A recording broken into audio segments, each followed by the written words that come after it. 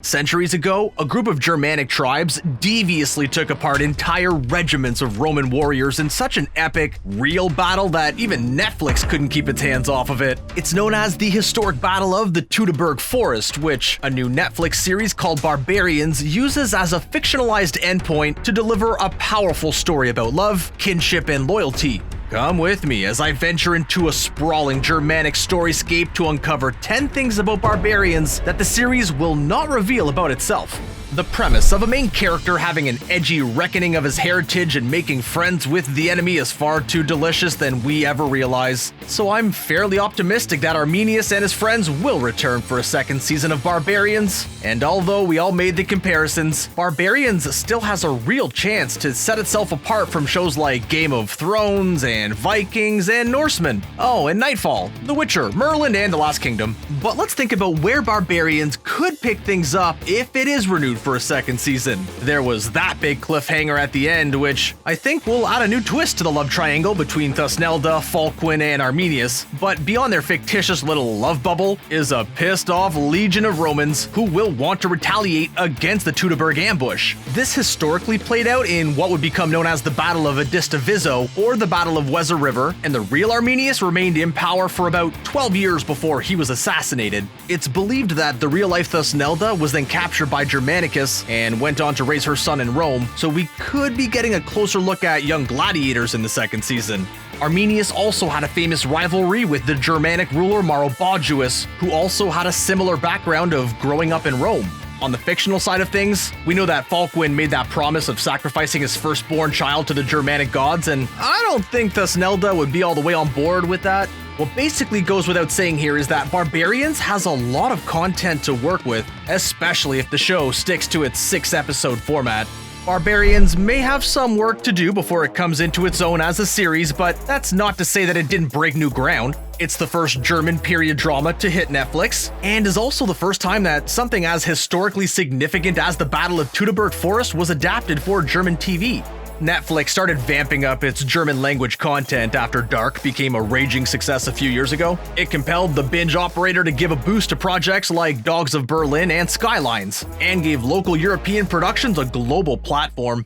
Thusnelda brought a breathtaking ferocity to Barbarians that I thoroughly enjoyed watching, and Arminius was extremely believable as the legendary leader of the fraught Germanic clans. Jeanne Goursaud, who brought Thusnelda to life, is from Berlin and used to be in the commercials of a cosmetic company owned by Johnson & Johnson, but you're more likely to remember her from her role opposite Clint Eastwood in the 1517 to Paris. Then we have the character of Falkwind Wolfspear, who is not based off of a real person, but David Schütter portrayed him with fantastic authenticity. His previous gigs included roles in Charlie's Angels and Strawberry Bubblegums. And finally, Laurence Rupp leads the show as our boy Arminius, with prior acting credits in projects like Cops and Dead in 3 Days. I've mentioned the Battle of Teutoburg Forest a couple of times now because Barbarians is based around it, but let's take a deeper look at it to put some things into perspective. We know it was a real war between the Roman commander Varus and the Germanic tribes led by Arminius. We also know that it took place in the 9th Common Era, but why is it so significant that it's in the mainstream media now? To answer this very simply, the story of Arminius betraying the Romans to reconcile with his heritage and put an end to their tyranny is an important piece of German history. We'll talk about another aspect of this later, but Arminius is regarded as a symbol of victory and the epitome of the finest lineage of German heroes to this day. He united a relatively small group of tribes in an organized attack against 3 vastly superior and better equipped Roman legions using their own battle tactics and annihilated them. The ambush at the Teutoburg Forest is now regarded as one of the greatest defeats in Roman military history and is responsible for largely keeping the Roman invaders at bay from the Germanic lands that stretch across the Rhine. Most people will gape and point to the fact that Barbarians is based on a true story, but I'm not your regular know-it-all reading off a Wikipedia entry. I'm the know-it-all who writes the Wikipedia entry. FYI, that's not true. And please do not pull a reverse fact check on me. But when a TV series like Barbarians uses a historical event as a springboard for a drama, there is bound to be plenty of fictionalization. The creators have said that they used historical research to create the costumes, architecture, and the tone of the series, but played a little fast and loose with the details while depicting the battle. Historians believe that the main battle stretched over 3 days, but it happens over a much shorter span in Barbarians. A lot of emphasis has also been put on the migrant identity of Arminius to avoid portraying him as some sort of heroic forefather to modern-day Germans. The only area in which the producers went the extra mile to bring in authenticity was in their decision to make the Romans speak ancient Latin. Gratius.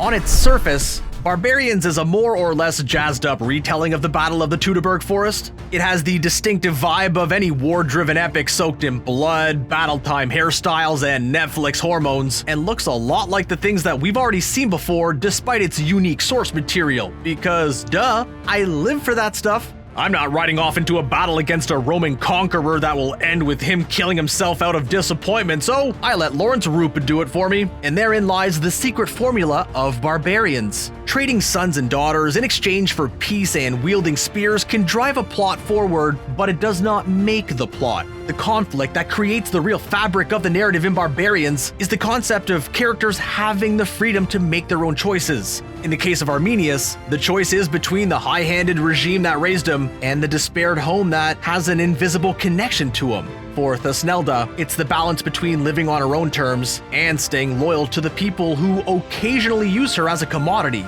And Falquin, well, he has a seriously cool name and an excellent plot device? Yeah, just kidding. Wolf Spear. Barbarians is the brainchild of Jan Martin Scharf, Arne Nolting, and Andreas Heckman, and was turned into a 6-episode arc under the banner of a company known as Gaumont Germany. Barbarians was Gaumont Germany's first major production, but it still managed to shake hands with streaming giants like Netflix, and most of this privilege was grounded in Gaumont's French parent company and the close ties that it has with Netflix. The main Gaumont I'm talking about was founded in 2018 and partnered up with Netflix to give popular hits like Narcos, Hemlock Grove, and F is for Family. By the time it expanded to Europe and started its German subsidiary, Gaumont was more than familiar with the kinds of shows and genres that gets picked up by Netflix. This perfect cocktail of circumstances led to the creation of Barbarians as a way for Gaumont Germany to make its mark in the global entertainment landscape. The plot of Barbarians builds up towards an epic face-off between the united Germanic tribes and the ancient Romans who wanted to expand their hold on Europe. Most of the land that we now know as Germany would have come under Roman influence if Varus and his troops had not been defeated by Arminius. While this makes excellent fodder for a Sunday binge, adapting such historical narratives comes with a huge responsibility. You could be aiming to tell a great story of a long-forgotten soldier, but a guy that's sitting alone in his basement could cut and edit it to peddle his own agenda. I know this sounds like a scene out of a conspiracy movie, but it was a real concern for Arne Nolting and his colleagues when they wrote Barbarians. The story of Arminius has always been associated with fringe nationalist groups in Germany who falsely convey it as a symbol of the pure German identity. Jan Scharf emphasized that the showrunners were careful never to show Arminius as a founder or war hero and deliberately cast an Austrian actor with a darker complexion to play his part for the same reason. We've looked at the heritage of the Barbarians battle in quite a bit of detail, but let's see how the show will move forward now that Arminius and his clan are done and dusted with the Romans. Arminius went from a Roman knight to a Cherusci revolutionary over the course of the first season, while his real-life counterpart lived on for several more years with Thusnelda. When season 2 comes along, the plot will be ripe for the entry of Arminius' younger brother Flavius, who remained on the Roman side in the battle. Flavius was also abducted from his Cherusci home and raised in Rome like his brother, but they clearly have different dispositions and perhaps different moral compasses, at least in the TV series. I cannot think of anything more dramatic and Netflixy than the premise of two brothers going up against each other, so I'd watch out for Flavius in the next season if I were you. There's also the question of the Roman general Germanicus and his next move in response to the humiliating loss and betrayal faced by the Romans. He could be on the receiving end of that decapitated head of Varus, although it was historically sent over to the king of the Marcomanni tribe first. Series 1 of Barbarians ended with a glorious yet sad victory for Arminius and the Cherusci clan, but the character arcs had just begun to pick up some excitement in this short season. Thus Nelda and her unborn child are now at the center of the biggest cliffhanger in the show, and how she takes things forward with Arminius will have a huge impact on her character. Will she protect her child with her hallmark tenacity, or will she allow herself to be swayed by the situation? The series also uses wolves as a symbolic device to constantly shift the balance of tensions between the Germans and the Romans, so it would be twisted and ironic if Thusnelda or Falkwind turned out to be the lone wolf that returns to haunt Arminius after his victory. These were the 10 things you missed in Barbarians that I handpicked for you, but let me know in the comments below if you found something interesting that hasn't been mentioned in the video. And if you're new to ScreenRant, please do subscribe to our channel and keep checking out our videos. See ya!